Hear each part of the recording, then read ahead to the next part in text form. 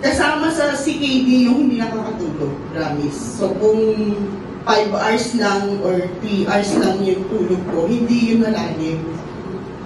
Then, inintroduce niya sa akin itong M-Guard. Then I tried it. Unang gabi pa lang, grabe, kahit na 5 hours lang yung tulog, pero sobrang lalim. So, I never had an experience na sumakit ang ulo ulit. Promise yung lahat ng pinakita niyo kanina dito na masakit ang ulo, masakit ang mata, yun yung experience. So, I know I'm healing from my kidney disease.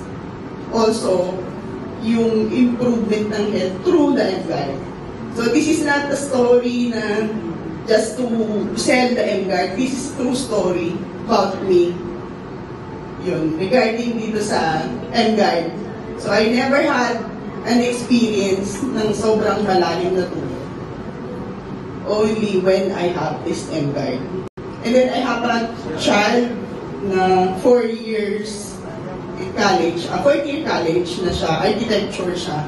So, yung mga project niya, normally, ginagawa niya sa gabi.